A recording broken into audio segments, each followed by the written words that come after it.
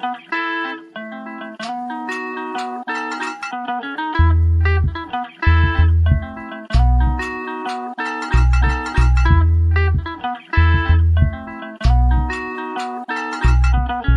to the podcast, hablemos de lo nuevo. 40Gs, G's, ¿qué pasa en el terreno? Vienen jugadores y se van, traiga lo nuevo, a huevo. Doesn't matter where you from, Salvador, Mexico, Honduras, Nicaragua. Todo mi latino, come and listen for an hour. TikTok, que traemos lo que quiere, todo lo que pasa dentro y fuera de las redes. Really? You don't know what it is. Reportamos con la lupa what we see at the digs. En las buenas y en las malas yo diré la verdad. Si cometen un error o tienen habilidad, la calidad del rival cuando viene a jugar. Facts. Yo no me muerdo la lengua. Got love for the crest in the city I came from. Los campeones de campeones y con copas mi race. No empezamos, empurgamos, soy la voz de LA One. Soy la voz de LA One. Love. Yeah.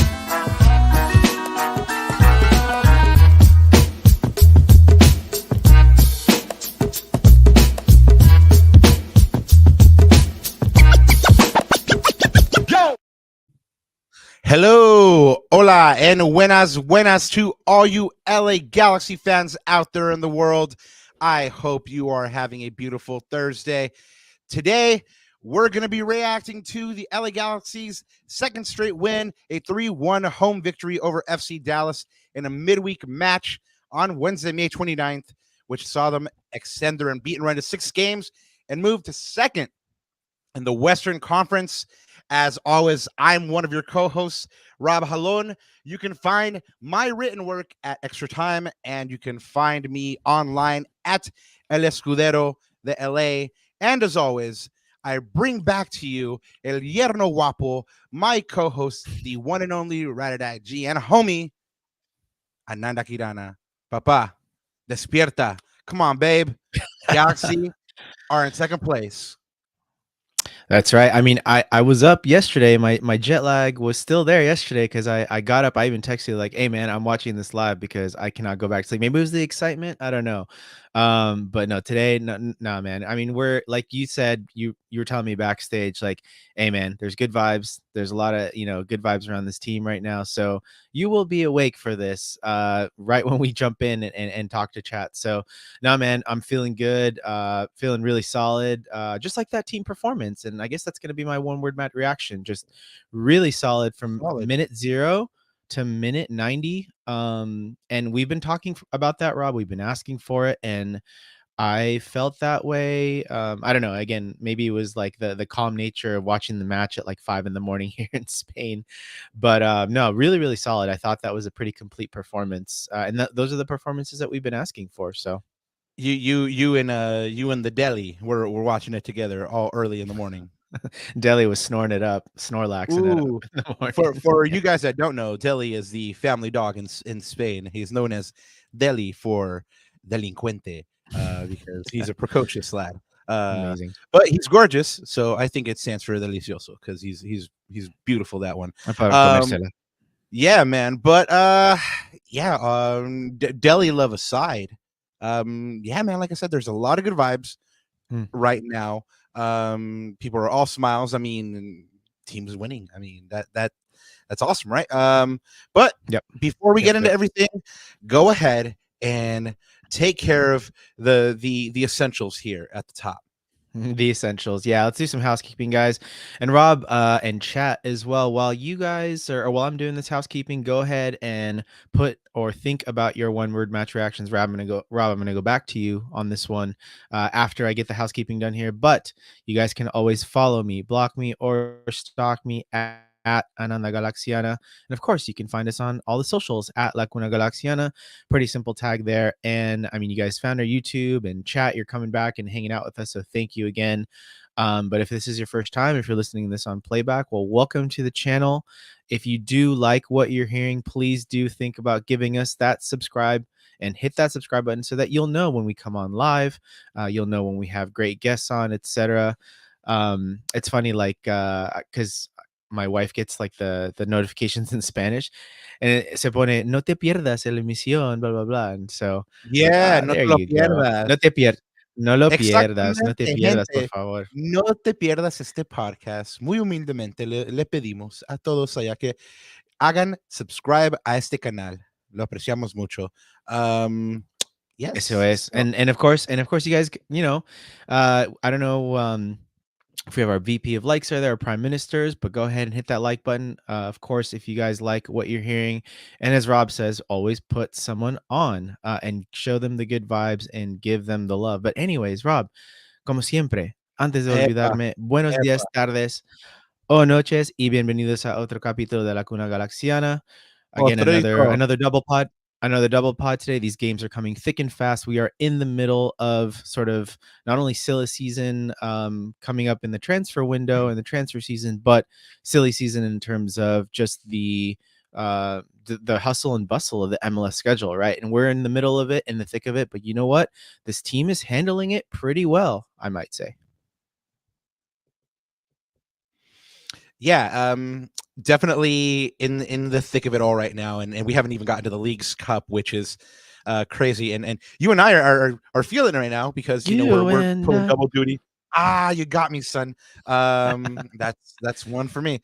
But yeah, we're feeling it right now because we're doing a reaction and a preview in today's episode, and it had me today like looking up a bunch of stats, and then as well people were all over the place online. We're throwing out stats, so shout out to you guys. When we get to them, I'll make sure and shout you guys out because a bunch of good information out there. But I was a stats nerd today, and I kind of felt like you with your stats. I was like, oh, this is what Ananda must feel like. But anyway, yeah, man, it was a lot of fun. I mean, it's a far cry from where we were last year, and we'll get into reminiscences in a little while. But since Ananda already told you about where to find this pod and everything, just remember that the Galaxy do play on Saturday, so we'll bring you a live match reaction on Monday, June 3rd at 9 p.m. And here we go with some Galaxy community announcements. As well as always, let me go ahead and shout out LA Taco really quick because they're so doing their subscription drive right now. So look up lataco.com. You'll like what you see. And then speaking of liking what you see, I was getting ready, having some dinner for tonight. And then I saw this post by the LA Galaxy, this cryptic post that says, "Good news coming this week," kind of echoing what Riqui Puig was saying last week. So if you look at this graphic here, we have a couple of clues. We have a placement that says "Home Sweet Home." We have the Riqui Surfer bobblehead just there to the left. All signs point to that Riqui extension, Ananda. Well, what you thinking about this one? That's the obvious one, but what else could it be? No, I mean, I think that all the signs are there, man. I don't know.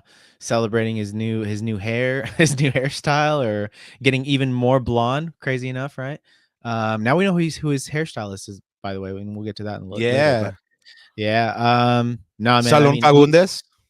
exactly. We talked about it last time. I think this one's been coming, and I'm excited about this. And I'm excited to have him long term. Again, or in the worst case scenario, we protect his value, and if he does want to go back to Europe at some point, I mean, we're gonna get a pretty penny for him.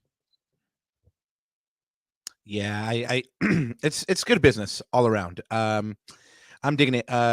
Guys in the chat, go ahead and let us know if you think this is the Riqui contract extension that was broken by Tommy Bogart a couple of months back. Has it been months? It's been like a month, right? Yeah. So yeah, let us know what you think it is. And Raul, I'm sorry that we couldn't link up, man. I'm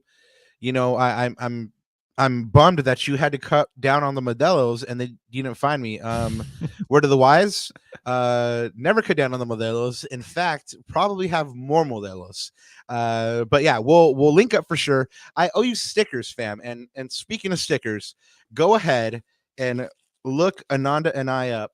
because we got these, y'all. We got these lovely stickers, and we wanna give them to you, our folk out there in the Galaxy community. So go find us on game day, and we'll be happy to shoot them down. Well, here we go, Ananda. Happy birthday. This one hurts. Happy birthday to former G Steven Gerrard. He played for the G's 40 times, scored 5 goals, and had 12 assists. That's pretty much all I want to say about that one. Ananda, do you have anything to add? Probably one of the worst flops we've had, al lado de Gio, no, or I mean, those are the names that come to mind. But yeah, an ex-Liverpool as well. So that's never good, right, Rob? Yeah, man. I mean, like even when he came over, I was like, God, I gotta like this guy because he's a Galaxy player now. But like, I was just like, I just cringed every single time. Well, it's funny. That's exactly how I felt about Robbie Keane because he was ex-Spurs, right? And I was like, oh, ugh. Then he won everyone over. Then he became a club legend. So there you go. Yeah, yep. I mean, it's a different thing when you come here and you actually play for the shirt and give it your all. And I don't feel like Stevie G did that. But happy birthday to him. Even though we've been kind of like snide in his birthday wishes, but happy birthday to him. Just the same. I hope he had a beautiful day. Congrats to Jalen Neal are in order. And I can spend all day on this. Yeah, I can spend all day on this one. Man, the guy's just a really nice guy. Like we had him in the press conference last night. And he first off, it was amazing to see him and his sister walk out together. She was, I don't know if they call them mascots over here, but I know in England, they're mascots that walk out with the players, right? So he walked out with the sister, which was super cute. But the big news of the day yesterday was that Jalen Neal had been named to the U.S. men's Olympic soccer team for their final pre-Olympic training camp, and then their friendly against Japan as well will go down after that camp. But it's great to see him returning to the national team. So congratulations to him, and congratulations to him on a good performance last night as well. Congrats to former G goalkeeper Jonathan Bond. He'll be joining Watford on a 2-year deal. He returns for a second stint with the club. He was there, I believe that was his club before the club that he came over before the Galaxy. So congratulations to Jonathan Bond. Last call, y'all, for the LA Galaxy Youth Camp coming to the Dignity Health Sports Park. That's going to start in June. It runs through August. And if you're 6 through 16 or you have a little G out there, you can go ahead and get them involved in this. It's open to all skill levels. You get 2 camp shirts, a Galaxy gift bag, and professional coaching instruction by Galaxy coaches. Go ahead and look up the Galaxy website for more information. And these camps are one of the reasons they put them on is obviously to give an outlet for children out there to do exercise and stuff like that. But another reason is because it's kind of low-key a scouting thing as well. The Galaxy Academy has produced great players. Right now they're going through a really good period with the U16s, the U14s. Pretty much everything's lining for the Academy. One of the jewels of the Academy at the moment is 15-year-old Mathis Albert. Congratulations to him. He scored both goals for the United States U16 in a 2-2 draw versus Argentina. He's been talked about very highly. He's been starring for that U16 team. So it's going to be amazing to see his trajectory and see if, at some point we get to see him in a G's first team shirt. So congratulations to him. Guys, we've brought this one to you before, but it's important, so we're bringing it to you again. ACB is doing a donation drive in May for Hope Gardens Women's Shelter in Sylmar. They'll be doing a donation drive to collect hygiene kits that include toiletries and essentials.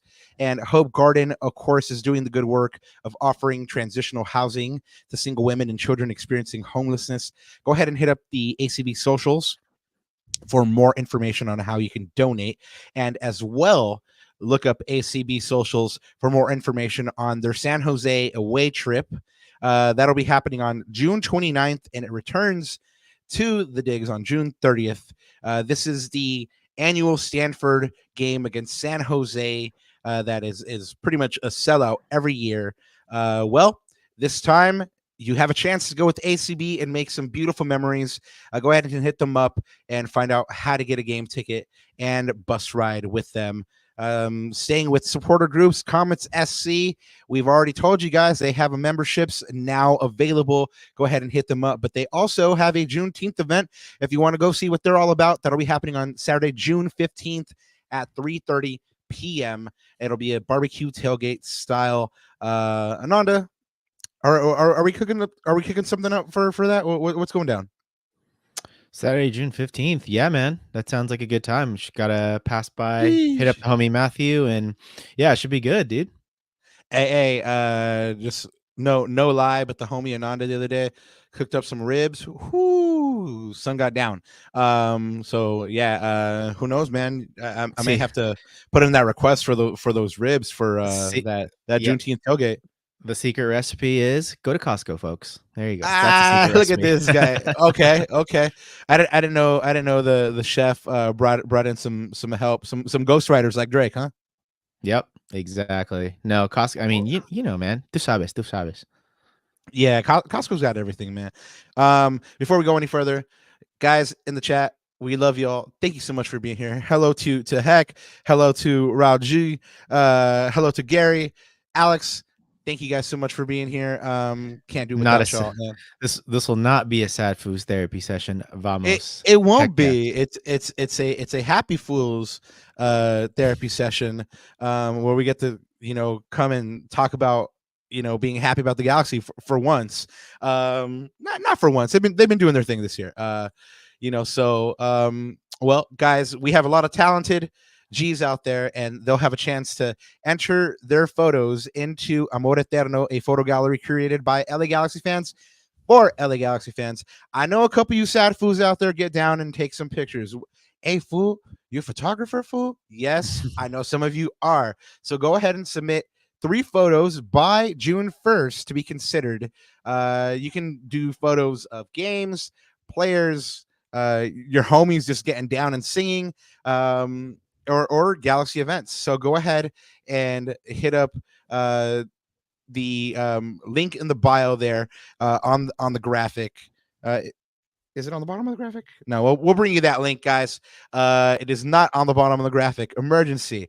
But anyway, those will be on view from July 6th to July 27th.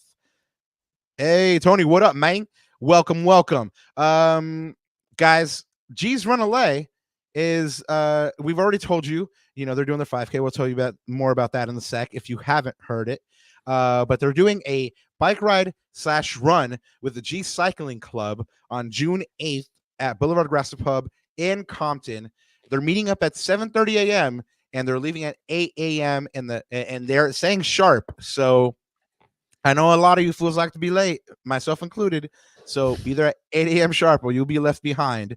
If you can't make that, G's Run LA is doing a 5K on July 6th, a couple days after the 4th of July. So don't go too hard at the Rose Bowl so you can go ahead and do this 5K. It goes down at Absolution Brew, and they're capping it at 96 participants. Signups are underway. I'd be surprised if they're not close to being full. And yeah, man. So go ahead and get your fitness on with G's Run LA. And guys, if you haven't had a chance to hit up VCFC, you have an opportunity at their next home game against Tacoma Defiance on Friday, May 31st at the Willie Roll at 7 p.m. Yes, I am making that a thing. Guys, get that to go, guys. Come on. Really quick, as we've mentioned, Saturday, the Galaxy are away. Of course, that means some watch parties. Shout out to IEGs. They're going to be at Common Ground, Big Heck. I hope that you have those shot passes or shot tokens afoot, because I have announced that you're giving out some shots. I have seen that picture out there. So Go ahead and check them out at Common Ground. IE Casuals and Angelina Empire are at My New York Pizza. Go ahead and hit their socials up for more information. And Ananda, that brings us to what a difference a year makes. Do you remember where we were a year ago? Other than miserable, well, in this chair, miserable. There you go. That's where we were a year ago, Rob. Kind of like complaining at each other, complaining with other peeps out there every time we go to the game, complaining with our wives or to our wives. So there you go. Complaining to our wives, and then them just looking at us like, this fool again? This fool talking about this again? La Because tóxica, la yeah, tóxica. because it was bad times. That then it was really sad fool hours. And I think my wife finally saw me Facts. just like at my wit's end, and at one point she goes, "Hey, let's go to DF, let's go to Mexico." So nos fuimos a la Ciudad de México. Y mientras estábamos ahí, the most incredible thing happened. It was almost like Moses parting the Red Sea. I never thought I would see anything like this. I thought he was destined to be there forever. But when we least expected it, Chris Klein was dismissed from his post. And this was the letter that he put out. For those of you that are not watching this and are listening to this, it's a widely circulated letter by Chris Klein and the Galaxy, and it spelled his doom. So yeah, man. What do you think about the year? What do you think the Galaxy have done in that year? Geez, in the chat, let me know. If you feel like the year has been a good year after the Chris Klein era. If there's things to work on, go ahead and let us know. But Ananda, what do you think? I mean, it's night and day, brother. It's completely the opposite of where we were. I mean, look at us now. You said we were second in the Western Conference. I mean, just like Big Heck says, we were in 13th for basically the entire season last year, right? So we're completely on opposite ends of the spectrum, opposite ends of the table. I think, we had C Miles a couple months ago, Rob, and he put this beautifully. This clearly was the first domino to fall and represented a paradigm shift for this team. It's sort of the new look Galaxy. I don't know if you want to call it 3.0 or 4.0. I'm not sure how many iterations we've had throughout the years, but this is a signal of a new regime, a new generation, right? A completely new, just forward-looking journey with this team, and with at the helm, with Will Kuntz at the helm. I mean, it's clearly visible both on and off the pitch. I mean, Robert, you and I have been waxing lyrical about the good things. Oh, you and I, gotcha. Got him, champ. There you go. Yeah, it's just this like morning thing, man. I can't I'm like, oh no, I'm gonna say it. But yeah, it's like I said, this season, even a year in, right? It's like I said, I feel completely different about this team emotionally than I did a year ago. I felt a little bit apathetic, to be honest with you guys. And this year I'm fully invested. I'm all in. I'm soaking in all of the marketing, all of the videos, our galaxies, like everything, right? The preset pre-live performances or the DJ performances, just soaking up everything, because I know what the alternative is, and the alternative is not good at all. So, I mean, only up from here, man. What a difference a year makes. Yeah, it's even evident in the small things, like the fact that Will Kuntz, every single time there's a home game, comes by to the press box and says hello to the press corps. He doesn't need to do that. I mean, really, like he doesn't need to do that. He doesn't need to come out. He doesn't need to come out and his whole staff to the away section up in the rafters and go to every away game and clap up the fans, right? Like I remember when that happened in Austin, I was like, oh, does this happen every away? I think I turned to you. I was like, does this happen every away game? You're like, yeah. I mean, it does. I mean, this front office is super supportive. Yeah. Yep. Exactly. Yeah, no, and it's crazy because Tony Toscano actually is calling out a couple of the high rankers in the front office. Will Tom, Uriel, the other Will. And first off, let me say, Uriel, baller, felicitaciones, mi hermano, por ser un Latino tan exitoso. I love it. But they're all like pretty much present. I mean, they're you can wander around on game day and see one of these guys, and it's crazy, you know. I mean, can you imagine, you know, walking around, you know, Old Trafford and seeing, you know, you know, one of like, you know, who's Gill, you know, like back in the day, like in Fergie's day, you know, David Gill, like you couldn't see that, you know. Can you imagine walking around, you know, the Emirates and seeing like a high ranking Arsenal official like that? And I cannot. So the fact that they're so available is just speaks volumes. And he's there for the players too. So I mean, as we can see, I mean, I think we have this beautiful picture here in a moment. And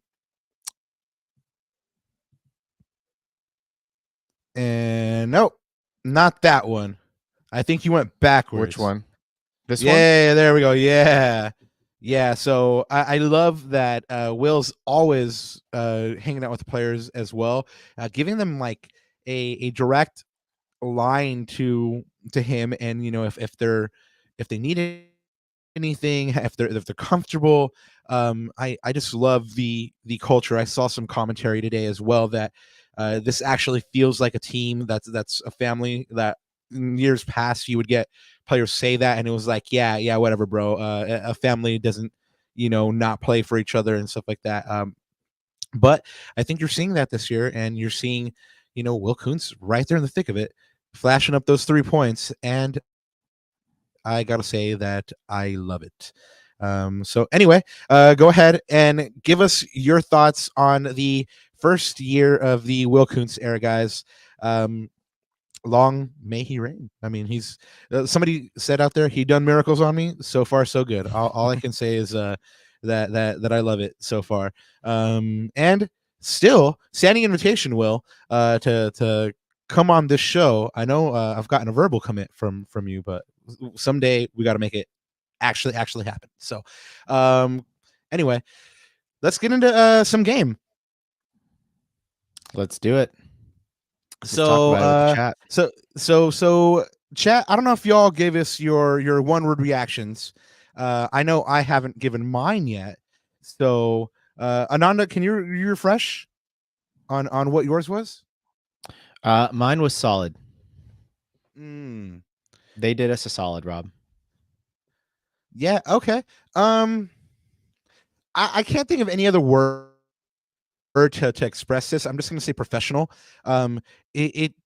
We sat in this pod an episode ago and said how they should win this game. The stats support that, and then they went out, and although they made it a little difficult for a moment, they actually handled business. So that's what I mean by professional. Like they did what was expected of them. Like they handled their job. Would you say it was a complete performance? No. Okay. I would say that there was, yeah, I would say that there was still lapses. I mean, the first goal, well, the only goal by Dallas, they kind of fell asleep there on the wing. Yeah. Because I'm gonna argue that it was. We'll talk about it later though as we talk about the game. So let's get into it. But Chad, go ahead and put in your one word reactions if you have not yet. And yeah, we'll get into this match summary, man. Vámonos. All right, well, let's start where we all start. This lineup, we were thinking that Greg might rotate. The Galaxy even kind of threw us off the scent a little bit by letting Novak Mikovic pick the pregame list. You know how they do that pregame list? Yeah. So that's funny. They put him in the graphic, and I was like, oh, this full starting for sure. They threw me off the scent. So, you know, we had McCarthy back in goal. But what else did you see from this lineup, Ananda? Well, the big one was, and it was an unplanned change, Gaston Brugman got a little niggle or knock during the warm-ups, right? And so Marky Delgado ended up slotting in there. I think this is probably a planned rest for Mark. Yeah, this was a planned rest for Mark, but he ended up starting in there. We talked about Jalen Neal sliding back in the center back position, right? And you know what, Rob, I'm really liking the center back rotation. I feel like we are set in that position. We have 4 to 5 really solid center backs that just keep rotating, right? Versus, and it's funny too, because last year we were talking a little bit about, I remember we've had conversations about, and it was because of our miserly defense, that we should have like a standing center back partnership for most of the season. And remember we had those arguments about like, hey, when was the last time we had 2 center backs play together for like 2 straight matches? Because we'd always slot in like a Lear Dom or someone like that. But no, I'm liking this a lot, and only because obviously you got to factor in the age of some of the center backs, right? Especially Maya and Martin, and it provides ample playing time for everyone. So I'm digging that a lot. And Jalen did play a really solid game as well. We talked about Edwin Cerrillo coming back into the midfield, right? He's been a really, really good sort of rotational piece in there as well. He's really developed this year. We've talked about it. And the rest, it kind of stayed the same. I thought I would see a little bit of Johnny Nelson, but I guess Julian was fit enough to his start. And credit to Mickey Yamane, man. We haven't seen Mo Cuevas a lot this year. So Mickey Yamane looks like a fit cat. But I guess we'll see this Saturday if he gets to start or not. But we'll talk about that a little bit later in the preview. So yeah, nothing out of the ordinary for me, man. Yeah, you know what? The only thing that I was going to call out, and the homie Andrew Hernandez actually did ask Greg about this, about Amiro Garces. He keeps on making the bench, but we haven't seen him yet, right? And Greg expanded a little bit on that. He told us that he wants to bring him along and not make it like I don't remember what he said, but verbatim, it's basically, he doesn't want to put him in a situation where, the game's on the line. It doesn't go right for him. And that's like one of his first experiences. He wants to go ahead and put him into good situations. And, I respect that. And the Galaxy have been able to get results without him. So can you imagine the Galaxy up 3-0 in Chicago on the road, that there's 20 minutes left. He gets to go out there and make his debut for the last 20 minutes and, get some good feeling, get some time on those legs. And then, he has a couple more weeks to settle into the team. That's best case scenario there. But I'm really looking forward to seeing Amiro Garces. Greg says that he's really, really tough to beat one-on-one. So I can't wait to see him. We need more of that. Yeah, we need more combative, because sometimes Maya and Martin lunge in there, but they don't win their tackles. We definitely need a ball winner. So I can't wait to see him as well. Hopefully, like you said, that prediction comes true, and we see his debut in a sort of, what do they call it, in garbage time, right? In the last 20 minutes when it doesn't really mean nothing. He can get a full run out. Yeah, papá, pero ¿sabes qué? Mi abuelo, el Yoshida. J-Mac calls him grandpa. So, I'm going to call him abuelo. This cat has played every single minute of the campaign so far. Like, for as much as we call this dude mature and, kind of Josh about it, he's played every single minute. I got to say that's Iron Man type stuff so far. I hope I'm not ruining that, and I hope I'm not jinxing it. But man, he's done incredible. To be one of the things, like you said, we complained about last year is the center backs always rotating and there being no consistency. And Maya's been ever present. It's been Maya and Martin or Maya and Jalen pretty much for the year. So it's great to get that consistency, and we're seeing it with less goals allowed. But going into this match, guys, if you didn't know, if you weren't there, if you didn't catch the game and you were living under the rock, the newly more blonde Riqui Puig and the Galaxy earned a 3-1 victory over 10-man FC Dallas at home. It started off well with an early Galaxy goal, and then Gabriel Peck had a chance to pile on. He missed a penalty, and that means the Galaxy are now 2-5 on penalties on the year. But Dejan Joveljic, he recorded a brace, including one from the penalty spot, and he did tell us in the presser that he wanted to take that first one, but he didn't want to snatch the ball away from Gabriel Peck. And it was funny because he pretty much gave the intention that next time he's going to snatch the ball. But Riqui Puig also capped off the victory with a lovely solo goal on amazing run. And he just caressed that ball in there ever so lovingly. And that gave the Galaxy a 3-1 win. It sealed it for them. It extended their unbeaten run to 6 matches dating back to May 5th. They've now scored 3 or more goals in 6 of 16 games played this year. It's the first match in 6 that the Galaxy don't concede first. And this one is per Corner of the Galaxy. Shout out Podfather. The Galaxy have tied Greg Vanney's best start since joining the club with 28 points from 16 games. Josh goes on to say, Galaxy through 16 games in 2023, 13 points. In 2024, 28 points. This is what we always talk about, guys. For as much as we find fault in the team, it's obvious that the progression is there. Yes, there are still growing pains. Remember, the team is coming out of a 10-year slumber. So there's obviously going to be some growing pains. There's obviously going to be some things that they don't get right. But I would say after that 10-year slumber, they doing their thing. Ananda, what do you think the progression? 13 points versus 28 points. Well, we talked about it even in the last conversation that we had. Like, how did you feel a year ago, right? Like it's night and day. And I mean, it's a lot of it has to do with just, I think more than anything, man, more than personnel, more than it is just the leadership from top down, right? And that winning culture, that winning attitude, that mentality, it's contagious, right? And a losing mentality, or I wouldn't say it was a losing mentality, but just sort of that stench in the locker room or in the front office, that is contagious and that stinks as well, right? And it's, what is it, like everything is rotten from its core, right? This is the same thing. And so I think more than anything, that's the biggest change, the biggest improvement is just the atmosphere, the vibes around the locker room, around the front office. And like I said, the leadership from the top down, and now it's showing results almost immediately on the pitch, right? On top of all the, all the personnel changes and stuff. So man, no, all positive. All right. Well, the Galaxy, like I said, did take this one 3-1. And I did mention that this started really, really well. You and I, damn it. Got me again, Chief. You and I always talk about how this team needs that one just frustrated me because I walked right into that one. But there you go. Here's Gary. I'm gonna pull up his last one. I'm sure he's gonna put it again and again. But he always puts on the with the music notes. Yeah. Yes, it's still a banger. It's still such a banger song. Anyway, we always talk about how this team needs to start well. They did.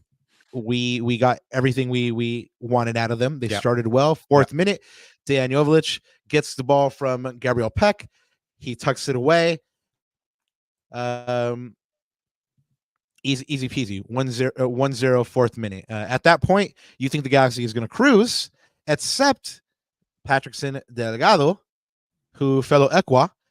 You put me on game, Ananda.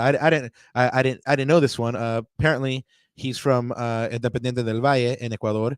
So Patrickson Delgado, he gets across from Marco Farfan and one times it off the crossbar, and it's 1-1, totally against the run of play. And it was kind of crazy because you look at this team and you go at 1-1, you go, oh no, is this going to happen again?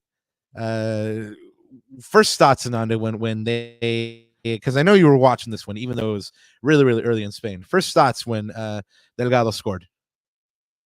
Yeah, I was gutting because it was completely against the run of play, Rob. But to be fair, it was a lovely goal. But if you guys saw my tweets, because I tweeted in halftime, I wasn't worried. There was a lot of other positive signs, and we'll talk about it later as we talk about these couple of these talking points. But to me, man, there was a lot of other positive signs that I said, you know what, that goal came completely against the run of play. I feel confident even coming to the half 1-1. So, and it turned out to be. Yeah, it was a little deflating for myself. Like I said, it was totally against the run of play. And the only consolation I have is that later you told me this was an Ecuadorian. So, never like to see Ecuadorians do bad. I think I don't know, you were in the crowd or you were in the stadium so you could feel it, but at least on the commentary it was kind of like a gasp, like oh my god, like that just happened, like from the crowd. It was a quiet gasp, right? And it was kind of a hush, but I think Again, I don't know. That's what I heard through the commentary, but I think it was a shock, right? Because we'd been playing so well, we were on the front foot, we were the dominant team, and it completely came against the run of play. But like I said, I saw too many other encouraging signs that I said, you know what, no, we're still gonna come out on top of this game. Well, the Galaxy have a 1-1 scoreline, and they create some chances, and then Dayon is brought down to the box. And like I mentioned, he wanted to take this penalty with everything inside of him. But Gabriel Peck grabs this ball. He strides up to the penalty spot and has his penalty saved. He gets the rebound, has it saved again. Dayon gets it, puts it away, and you think everything is all hunky-dory, except that he is called offside. After VAR check, it's confirmed that it's offside, and Galaxy are still 1-1. They go into the half that way, and then Riqui Puig, who we're going to wax lyrically on a little bit later, he basically creates the second goal out of nothing with a lovely scoop pass. Dayon strides up this time, grabs the ball, and takes it himself, scores it with calm, and then of course Riqui Puig kills this one off with the mazy run. What'd you think of the run, man? He's been on one with those recently.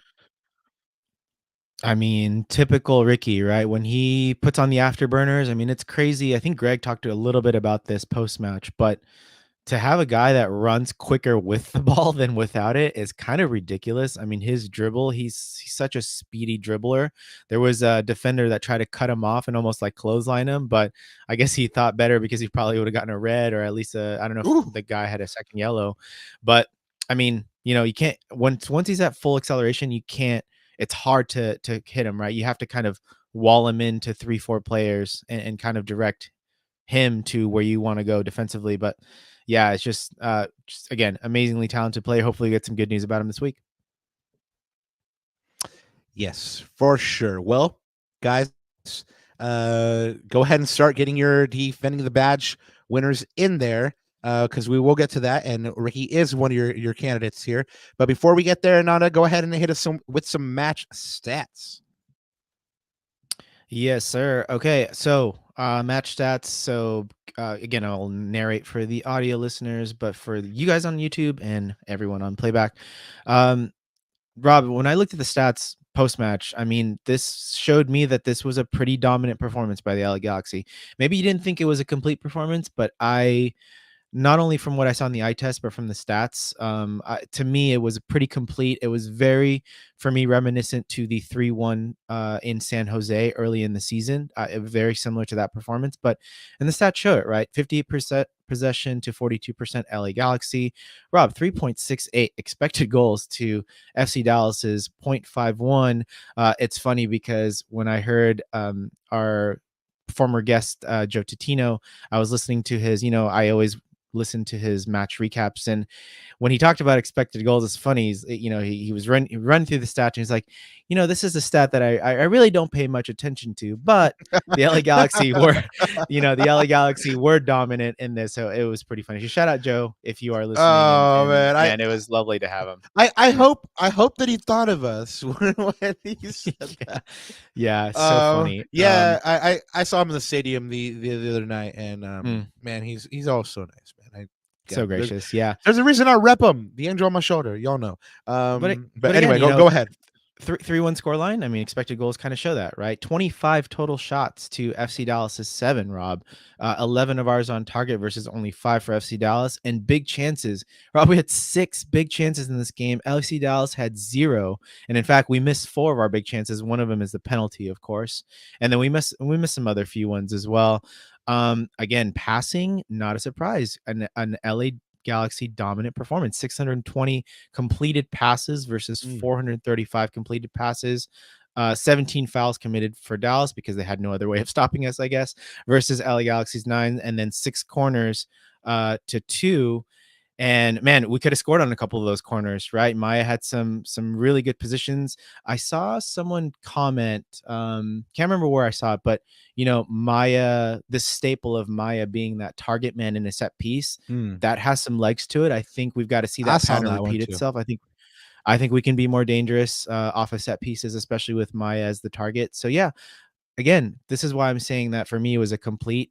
I'm going to argue that it was a complete performance. I think the goal came completely against the run of play. And to be fair, man, like really, really good finish from Tupayasano.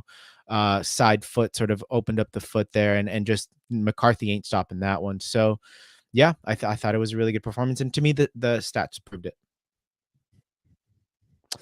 I want to push back just because there was, you mentioned earlier, that there was a gasp, what I felt about it when Delgado scored, and yeah, there was a kind of like a noticeable deflating, right? But coming out into the second half, there was Dallas came out and they kind of controlled the game for about 10 to 15 minutes until Greg made some adjustments. But on those 10 or 15 minutes, it was they didn't get a shot on goal, but they were tightening the screw and putting the pressure there, and it was really through the ineptitude of in the final third that they weren't creating more chances, right? But in those 10 or 15 minutes, I really worried for if this team was going to concede again.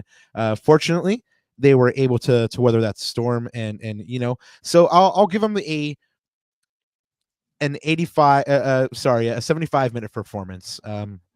That's why I'm saying it wasn't complete. It's not even the goal. It was just those 10 or 15 minutes at the beginning of the second half, which, they weren't the dominant team in those 10 or 15 minutes, but they did weather the storm, and then Greg made those tactical adjustments, and they were able to reverse it. And Greg, I think, used the term be able to come on top again. And so, yeah, they did what they needed to do. And I think that's a testament to Greg and the team's, like I said, professional performance. So, guys, where does that leave the Galaxy? They're one of 3 teams in MLS with an unbeaten record at home, the New York Red Bulls and LAFC being the other 2. In 7 matches played at home during 2024, they hold an unbeaten record of 4-0-3 with 16 goals for and 11 against. In those 7 matches played at home, Riqui Puig has gone off, has 6 goal contributions, 3 goals, 3 assists. Decky has 4 goals and 1 assist. Gabriel Pecci has 4 goals and 3 assists. This is what you want from your big name players, to show up at home, show up in every game, but especially, at home in front of your fans. They need to show up, and they're showing that they are. And not only are we getting DP utilization, but we're getting DP output, right? And so that's a wonderful sight, man. Yeah, no, absolutely. And I think somebody earlier in the chat was asking, what this team might look like when Gabriel Peck comes back. I think that Gabriel JP, Peck, you mean? yeah, I'm so sorry. When JP comes back, and yeah, they're 2 different type of wingers. I mean, and I think that the Galaxy are going to be able to use that to their advantage. I mean, you get different looks from each of them. I'm excited for when JP comes back, super fresh, and the team is clicking. So the Galaxy's 25 shots and 11 shots on target in this win were a season high for them. So, you mentioned the stats prove that they were dominant. I mean, this is a pretty damning stat there for their coaching staff is probably heated. I mean, 11 shots on target is a ton. That's like last year's Galaxy defense right there. That's right. Well, we did mention Decky. He's now ranked tied 5th in MLS this year with 9 goals scored. He also has 2 assists in 14 appearances. His penalty kick in the 66th minute means the Galaxy are 2 for 5 on penalty kick attempts. This year it's set pieces and penalty kicks. Ananda. Special teams. That's the t-shirt that special teams. Yeah, exactly. I'm gonna make the t-shirt. Set pieces and penalty kicks. But yeah, that's. Can you imagine where the Galaxy would be if they were able to defend set pieces and convert penalty kicks? I mean, top of the supporter shield, probably first place, right? Yeah, exactly. Yeah, exactly. Anyway, in 11 matches dating back to March 23rd, your pretty Riqui Puig has tallied 3 goals and 8 assists. 11 goal contributions in 11 matches. We did ask last pod if he needs to start being in the conversation for MVP. I think he's starting to solidify those credentials, but now we just need that consistency from Riqui Puig. We have spoken about these performances where he's lights out, and then maybe he doesn't play up to his standard for a game or two. So hopefully this trend continues. And finally, with Gabriel Peck, since we're talking about those big three, in his last 5 matches, dating back to May 11th, he's had an assist for the second consecutive match and has 5 goal contributions in that time. I mean, really, you can't say enough about getting your big time players to step up. Well, Ananda, we've already talked about how the Galaxy struck first, and we kind of touched on Greg making the right adjustments. What did you see after those 10 or 15 minutes in the second half, where they were able to kind of take the game back to Dallas? Yeah, I mean, I think Greg said something about this post match to you guys, but it was just more around because even on the on that second on the penalty shout, so not the second goal, but the first penalty shout, you saw Mickey play sort of an out to in ball sort of behind, because they have a back 5, right? When they're settled into their formation, they play a 3-back system, but essentially a back 5. And how you break that is to make penetrating runs in and behind that defense, and to kind of break that line and cause some confusion. And you saw that Mickey Yamane, like, really, really good pass, and Decky made the right run. And this is what we keep talking about Decky, man. Like, he's a different profile to Miguel Berry. He's a little bit more of an intelligent player. He makes better runs into space. And that's where we need to find Decky more on the run. Even Greg talked about it post match. He's not a great back to goal player. Actually, Miguel Berry is actually a better back to goal player because of his stature and his physicality. But I think that was another adjustment that Greg made, and I know you pointed it out as well. So yeah, good. I think good instruction by Vanney, and we've seen that a lot this year. So did you see anything else other than that? I was just impressed with the way he was able to recognize and make the adjustment. A lot of people, again, we call them the Vanney Boo Boys or Boo Birds. Whenever Galaxy have a stretch of Right. ties or losses, which you haven't had a stretch of losses this year, but whenever there's that perceived this team isn't playing up to the standard, there's always the Galaxy Boo Birds that come out. But a lot of people don't come out and hook him up with his flowers when he makes the right adjustments. I mean, this was totally let me make the substitutions, let me make the adjustments, and let us get right. And he did. And again, give him his flowers where they're due. But what it allowed the Galaxy to do was exploit FC Dallas with their transition game for this team that's known for their possession. I mean, more passes, obviously. I mean, about 200 more passes the Galaxy attempted. Greg said it himself. The Galaxy, are better in the transition. Their first and third goal were off a transition attack. But don't take it from me. Again, Greg said it himself. He said, eventually getting on top of the game that led to us being able to opening them up a little bit, and us having some counterattacking opportunities as well, which I think one of our greatest strengths is actually in the transition.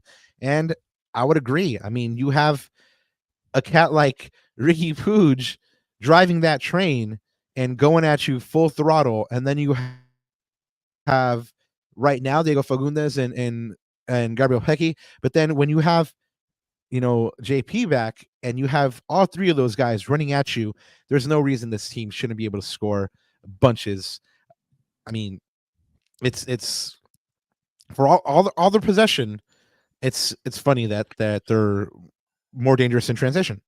Well, what have I said a lot this year, Rob? I've even told you in some of my comments, like, I feel like this team is more dangerous in transition, and I'm glad Greg sort of agrees with me, because I've seen the patterns. I've seen, how we came back in SKC. Remember, Rob? There's a couple slide through passes to Decky. Even the last goal from Gabriel Peck to Mark Delgado in the far post. I think about that game. I think about Vancouver, where Riqui completely, we win the ball back and Riqui completely slices through three defenders and hits JP in and behind. I mean, I think in transition, it really fits our skill sets, especially the skill sets of our wingers, right? Who are our most dangerous players. And even Decky, he's not the quickest, but he makes intelligent runs in and behind in space. So yeah, I mean, it's going to be interesting too, like personnel wise, how we look at that in the summer when we make these adjustments, when we make these additions, right? I mean, to me, shoot, if we can get a ball winner that can win the ball back and just play like, thread the needle in transition, that might be another really good skill set to have on this team, man. Because like I said, I don't in possession, I'm not as convinced with this team. I don't like, sometimes it's like we, especially when we sit against or when we play against mid to low blocks, we kind of pass it around, but then there's no incisiveness to our play, and there's no urgency, there's no like fluidness. But in transition, we are all that possession for deadly. what? For nothing, right? And we're not a team that crosses a lot of plays a lot of crosses either, Rob, unless we're like chasing a game, right? No. So yeah, I think Greg hit it spot on with the transition comment. Yeah, well, let's see through some tweets from the Galaxy Landia folk out there in Galaxy community how they felt about this win. Let's take it right to the people. What do we got on this first one? Oh, this one I really like, because we're always talking about the progression of this team, right? And this one shows you very clearly that the Galaxy are doing what they need to do. LA Galaxy Outsiders is through 16 games versus 2023, 87.5 of total wins, 87.5% of total wins, 58.82% of goals scored, 72.22% of total points. You're getting massive improvement from this team. I'm digging it. What else we have? LA Galaxy Rumor says undefeated May. That is very true. I love it. Yep. Cabral's son. Okay, so how many lungs does Marky Delgado have? Yeah, like what the actual, right? This at least cat, 3. Oh yeah, no, at least 3 for sure. If not 4, alien to be honest. But yeah, we'll tell you more about his stat line later. But Cat ran 8.1 miles in this match. Jesus, I probably don't move that much in a week. So shout out to Mark Delgado. At Class Trend says Galaxy are in 3rd place. That's actually 2nd place, but I love the energy in the West after playing the hardest part of their schedule. I would argue that they have, a couple of tough games coming up in RSL and LAFC, but you know what? They've gone through a really hard part of the schedule, which was all the away matches. So, I said, I'm digging the energy. At LA Azar House says Peck feeling it and is showing lots of confidence. Puig also looks to have more space than in other games. I would agree. Yeah. At LA Galaxy 951, Matt Windy City G says LFG 3 points. Also, Pettis looked good. Definitely need to see more of him. I'm on that one for sure. The Pride of Pico needs to get a couple more minutes. At LA Galaxy _clip says 3-1 win. Riqui solo goal. Deon Brace. Youngsters got minutes. The perfect night and the blue, white, and gold hearts. Yeah, it was a pretty good night for sure. At Steve Davis 90 says Jovic was fine at LA Galaxy, but Riqui Puig was sensational. 151 touches, opened up Dallas's defense for the first goal, made the pass that set up the PK, and scored the final goal on an amazing dribble. Dominated the match. He's on the bench, deserved first team. That's in the MLS team of the week. Of the match. Yeah. Kurt LOL Nolfo says Puig is definitely not bored of that LA life. Smoking that blue, white, and gold dream kush after he smoked some fools. If you saw his celebration, you know what Kurt LOL Nolfo is talking about. Riqui looked like he went and took a quick little toke there. So good on him. And then he, of course, celebrated by Oh, getting his hair did by Diego. I think I have a couple more here. I have a couple more. I think we have a couple more. Here's Andrew And Levy. Andrew Wiebe from MLS says, truly a blessing to have Riqui in this league. I agree. A baller who doesn't take himself too seriously. Yeah, no, he looks like he's having fun out there. I like it. Good news is coming. And La Ñaña Pamela Garcia at Miss Pamela Garcia says, manifesting Greg Vanney's first 3-game win streak in Chicago this weekend. I believe La Ñaña stays in Chicago, so she'll get a chance to see the LA Galaxy this weekend, I believe. So if that is in fact true, Nana, go ahead and let us know what you see on the ground over there, and have a lot of fun. So anyway, like I said, that is what y'all had to say out there in Galaxylandia. And now we get to defending the badge. Guys, go ahead and drop us your vote, your winner for defending the badge. But we do have a couple of candidates. We have Dejan Joveljic, Johnny Perez, Mark Delgado, and Riqui Puig. And then, guys, just got to let you know, Ananda and I had a disagreement about the defending the badge yesterday. It happens. Even Ananda and I disagree sometimes. Well, he ended up including Johnny Perez into the defending the badge, while I was advocating for Gabriel Pecci to be in defending the badge. So that's my horse, and I'm gonna ride on it. Of course, you guys have actually picked another winner, so it ultimately ended up being moot anyway. But I gotta say, we're always wrong. Pecci, what's up? We're always wrong. Remember that, Rob? Yeah, no. We're always wrong. But I liked that Gabriel Peck, had his assist, and he keeps on continuing to produce. But anyway, guys, Decky was one of your candidates. He had 2 goals, and he notched his 4th career brace. He won the penalty that won the game, and he made MLS Team of the Week. Johnny Perez, who was another one of your candidates here, the pride of Pico, had 3 chances created and 2 recoveries. And mind, just because I'm saying that I felt like Gabriel Peck should have taken this spot doesn't mean I disliked his game. He had a fantastic cameo appearance, looked very threatening, looks quick, looks alive. It's a foregone conclusion that if he gets a chance, he's going to do something good for this team. 3 lungs or 4 lungs or however many lungs he has, Mark Delgado, he had a 6th assist of the season, won 7 of 8 duels, 3 or 4 tackles, 8 possessions, completed 91% of his passes, notched 2 interceptions, and of course, I told you guys this before, ran 8 miles in this match. This guy wasn't even supposed to play this match, went out and ran 8 miles and put in a performance and a half. And this is the type of guy that Greg calls the great balancer of this team. He also shouted out Diego Fagundes for a good while for being the prototype systematic player that he needs for this team. So shout out Diego for his performance as well. And then we get to the Super Saiyan, the blonde ambition. What else we got out there? And on a little Jimmy Neutron.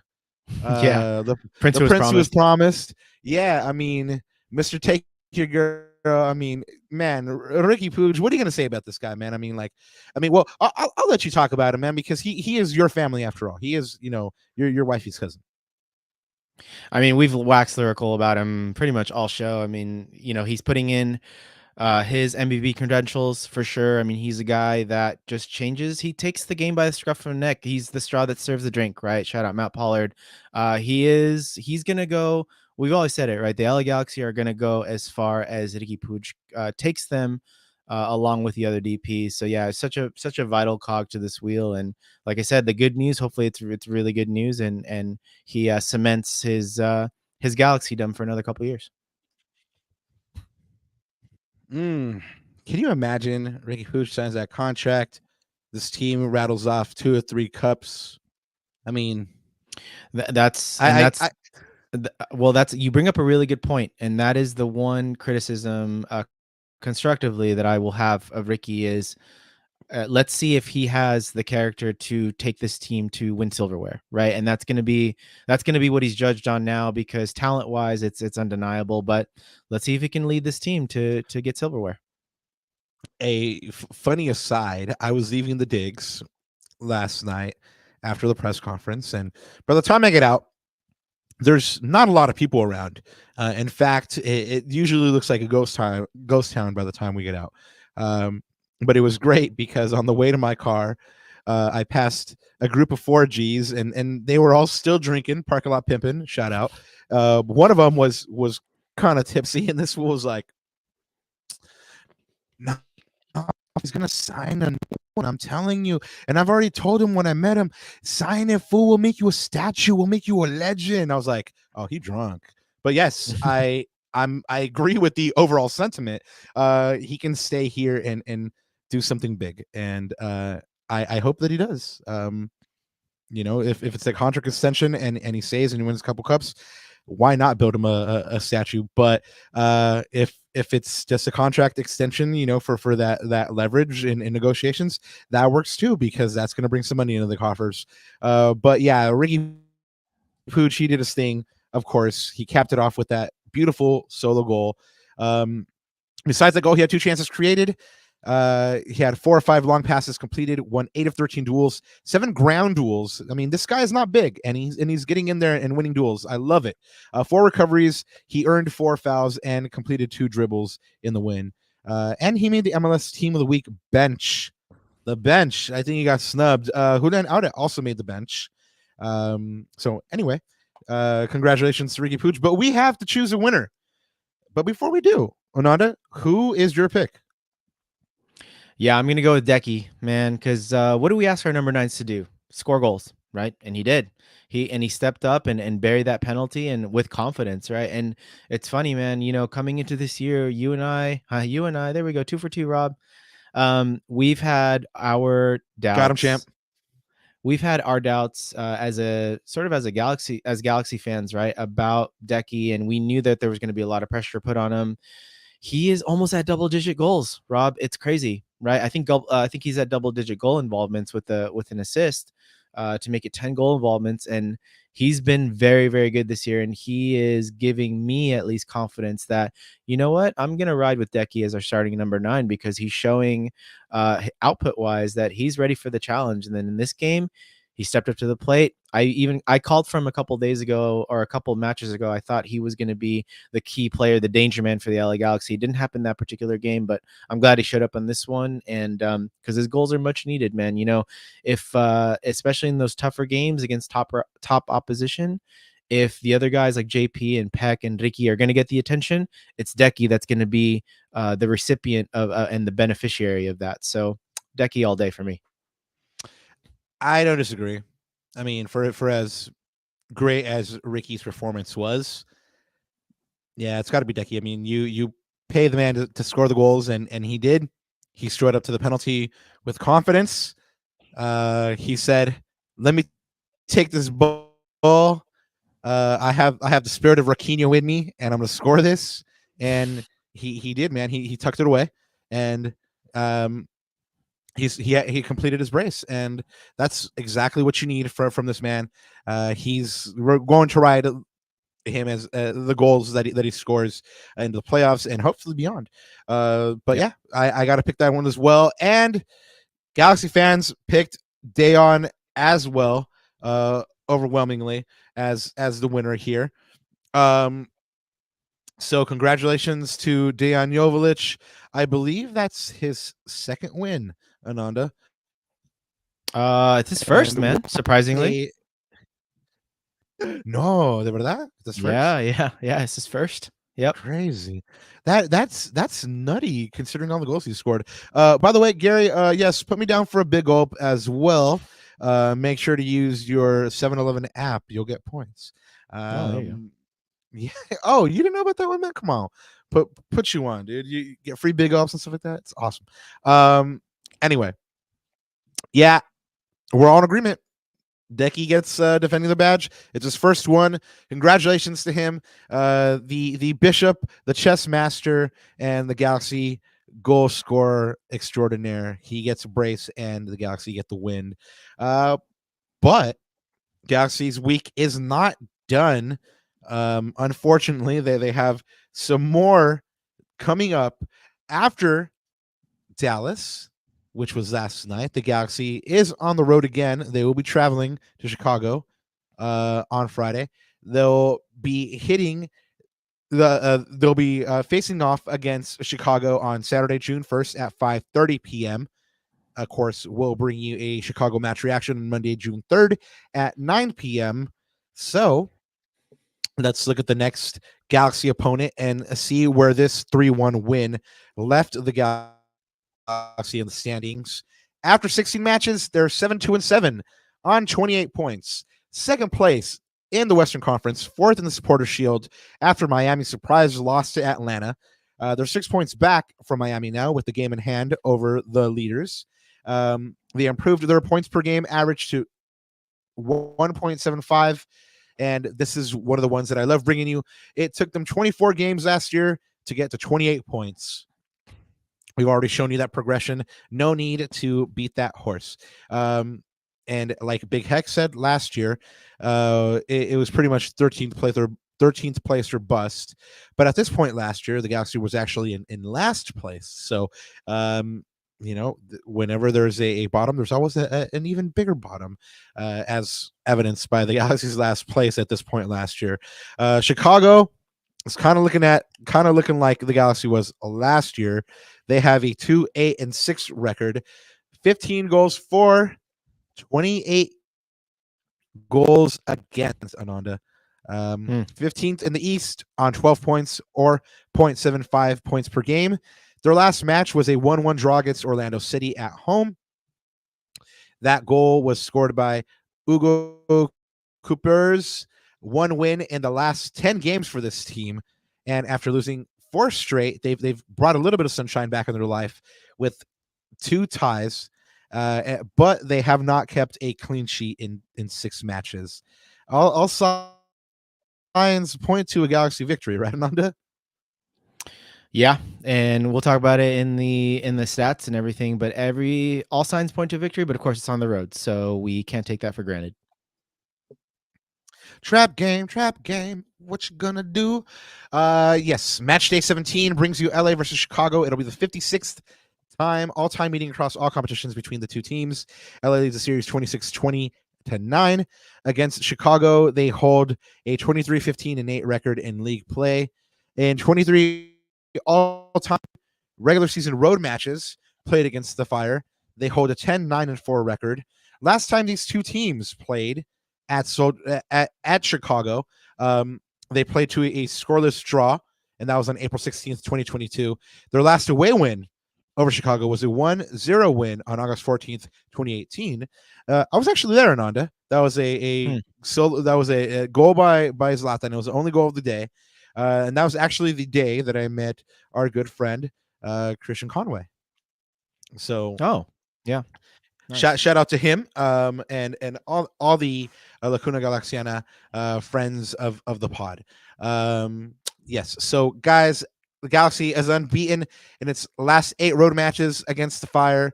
And the last time the Galaxy lost to the Fire, home or away, was a 3-2 home loss on August 1st, 2010. Again, all signs are pointing to a Galaxy win, man. What can you tell us about Chicago injuries?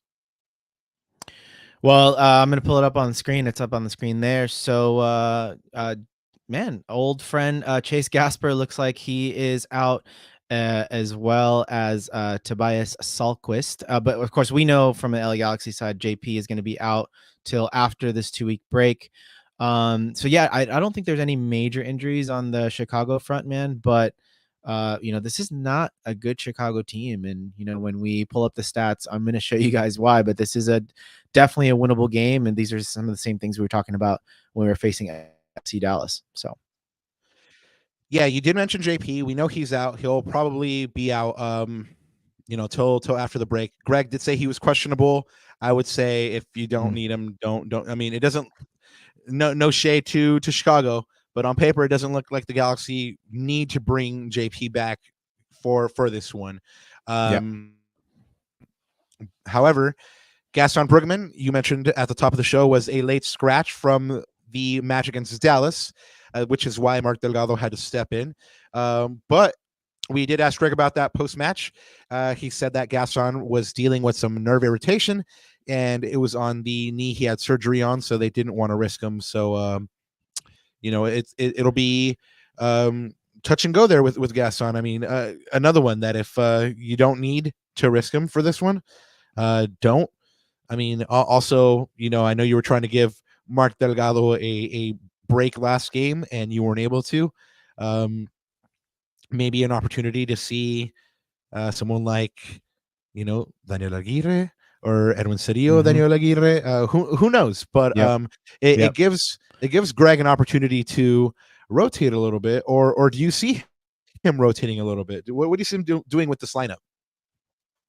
Well, again, midfield wise, it's going to depend on the fitness of Gaston, right? I think if Gaston is good to go, I think we won't see that much rotation. Edwin Cerillo will slot in for Mark, but if Gaston's out, I think probably Mark has, I think, the physical fitness and the capacity to do 60 minutes or so.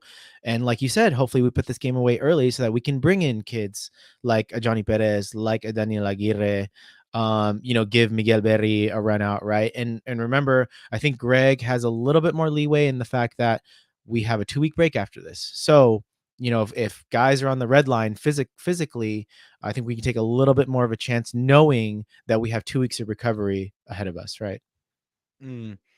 All right. Well, you know what it is. We're at some point we're going to have to do a prediction for this match. Guys in the chat, you can start dropping your predictions and tell us why you think the Galaxy will or will not win this match. But as always, we'll bring you the stats you need to make an informed decision. Yeah, so let me pull that up right now. So Rob, this is interesting because we are playing against a team that are stats wise like not very good, and it shows in their position in the table in the Eastern Conference, 14th. So you look at goals per match, Rob, they are bottom of the league at 0.9 goals per match, and we've talked about their deficiency. Even defensively, goals conceded per match, they are at 1.8. That's more towards the bottom of the league. I think you said they given up 24 goals this year, so that's almost like LA Galaxy levels this season, right? Although I think Galaxy have gotten a little bit better the last few games. Even expected goals, man, they don't create many chances. They're at 19.2 expected goals versus if you look at compared to the Galaxy, we were expected to score 10 more goals. I mean, we create a lot more chances than them, and it shows sort of in the expected goals. And then even defensively, right? They're sort of with us. I mean, they were expected to concede 23 goals. They've conceded 24. LA Galaxy, we're still up there, I think. But like I said, I think trend wise, we've gotten better defensively. The one thing that's going to be interesting for Rob for this one that I saw in the stats was, so you look at shots on target per match. LA Galaxy are up there with LAFC, 6.1 shots on target per match. You look at it on the opposite end, Chicago is the top of the league, and this is not a good stat, for giving up the most shots on target per 90 minutes or per match at 5, right? So it's going to be important for us to come out the blocks and make sure we pepper that goalkeeper, Rob, because the Fire it looks like they are giving up a lot of shots, a lot of giving up a lot of possession. And for an offensive team like the LA Galaxy, we've got to take advantage of that and put them under the cosh, and even at their place, right? Like on the road, like make an early statement. Hopefully we get an early breakthrough goal, because as you can see in the stats, like they're giving up a lot of shots and a lot of opportunities. And hopefully this Galaxy team is going to feast on it.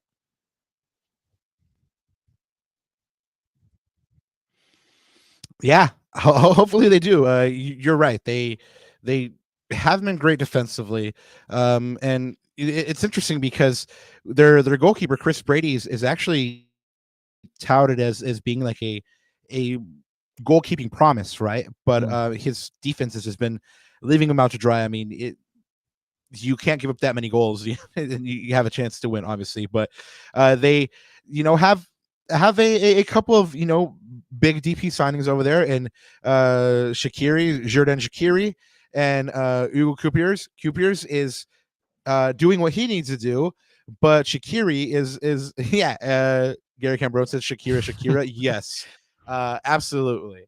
Shaqiri's not doing what he needs to do. In fact, he's missed out on the last two matches for Chicago, and he has not been injured. He just coach decided, you know what, this cat is not going to take a bench spot from me, and he just hasn't played him.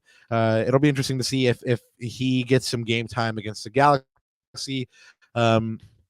Maybe he decides this one is worth it for him, and he puts in some effort and training. Who knows? But like I said, Hugo Cupiers is doing what he needs to do. He scored 4 goals. Fabian Herberz has scored 2 goals and has 2 assists. And Brian Gutierrez, who's a homegrown product for Chicago, has scored 3 goals and has 1 assist. Ananda, for you on this Galaxy lineup, who needs to be the standout performer for them to actually, translate this dominance on paper to 3 points in the real world? Yeah, I mean, it's gonna be. I'm gonna give you the obvious answer, but it's always and has been Riqui, right? Uh, we've seen his imprint on the matches. You read out that stat earlier of his performances, his stats in the last 5, 6 games. I mean, he's been the straw, right? And like I said, I'm hoping. I mean, when we talk about it in the predictions, that I'm hoping he puts his imprint on this game early. Even though he has to drop back and pick up the ball from his defenders, be quick on the transition, find those opening moments. So, and, a guy that you've been touting recently, Robert, and we've seen his performances pick up as well. I think Gabriel Peck is also due for a goal here. He's, he didn't score the last game, but I think he's due for one as well. So, yeah, I mean, it's the typical danger men that we've always had, Rob.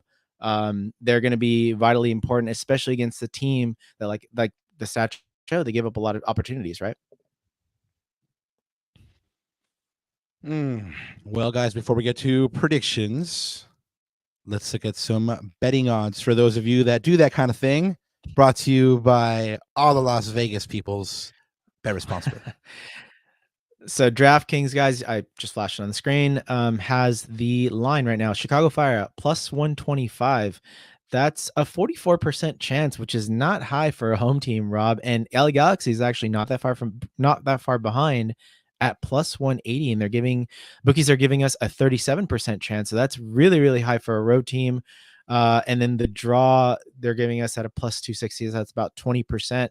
So, man, coming into this, looking at our league positions, looking at just the deficiencies that Chicago has, they're just not a good team. And I said coming into this 3-game stretch, these are 3 winnable games, right? And even Chicago on the road, they're not a good team. This is a team to be taken advantage of. And I feel like we have to come in there with that mindset of killing this game off as soon as possible. And because the last couple of games, especially that 2-1 against Houston, that was a dicey game, even at home. So let's try to put this away early because Chicago's there for the taking. Yeah, definitely. They're again, everything on paper says that it's going to be a Galaxy victory, and now they just need to go out like they did in this last match against Dallas, who on paper was, not as good as the Galaxy. They got to go out and be professional again and just bring it on home, right? They're expected to win. They need to go out and actually do it now and avoid the trap. Avoid the trap game, please, baby Jesus. But let's get into some predictions. But before we give ours, let's see what the chat has to say. Gary Cambron. Yep. Go for it, man. He's enjoying his best life, having his big gulp, and enjoying his 7-Eleven cheeseburger hot dog at the moment. But he's calling a 3-1. Tony Toscano is calling a 2-1 Galaxy win. Scott Wilmot's going bold, and he's going 2-0 Galaxy. Big Heck breakdown of Chicago 3-2 Galaxy. Wow, high scoring. All right.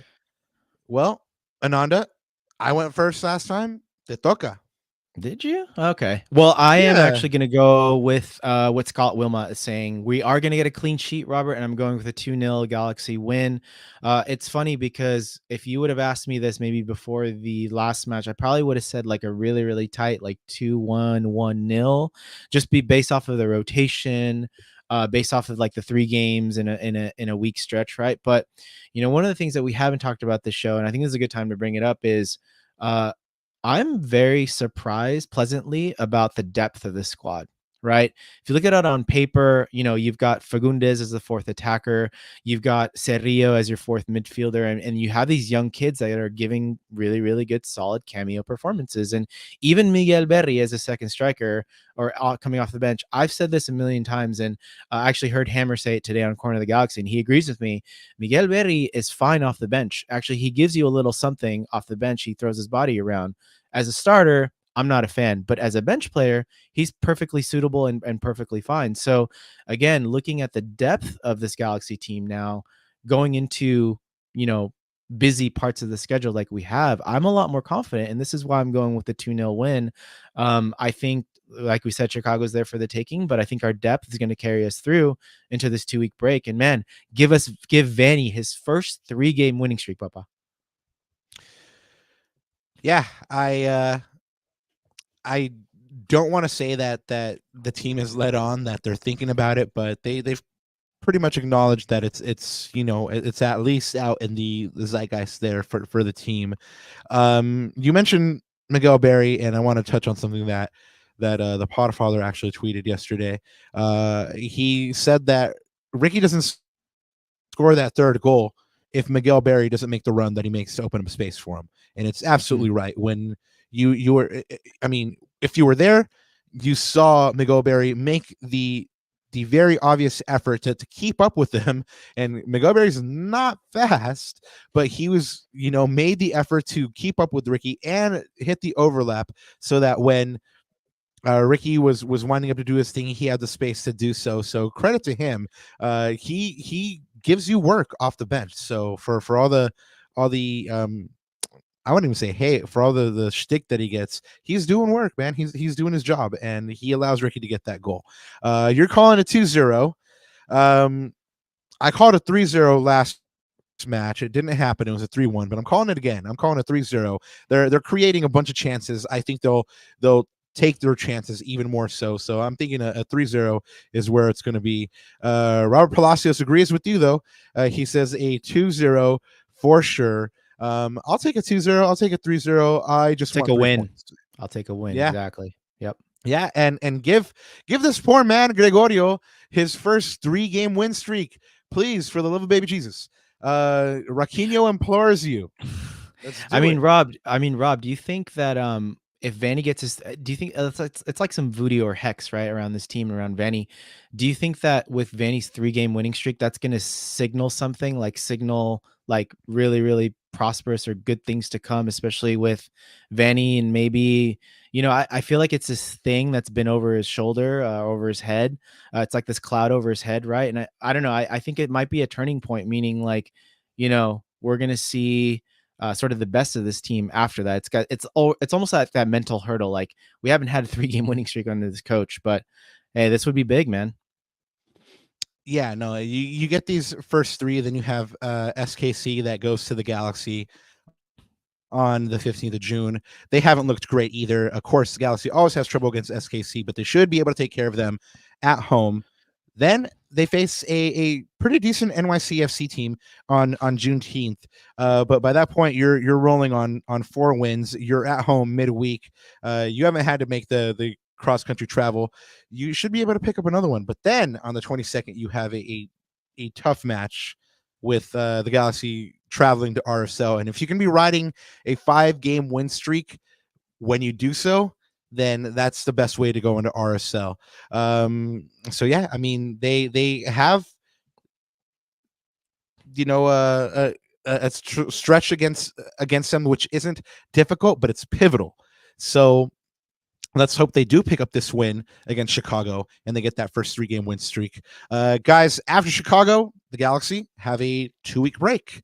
And we will have no show on June 6th. Our good friend Ananda is going to be jet setting back home. So we wish him a speedy journey and a safe journey back home. So yes, June 6th, there will be no show. But of course, you can also check out the back catalog on YouTube or Spotify. But then after the break, the Galaxy is back home. Like I mentioned, they'll host SKC on Saturday, June 15th at 7:30. The last time these two teams played, the Galaxy scored a 3-2 come from behind win at SKC. We'll have that game preview for you on Thursday, June 13th at 9 p.m. And of course, as always, we'll have the live match reaction on Monday, June 17th at 9 p.m. after that match. Anandita, anything else to add before we get on out of here?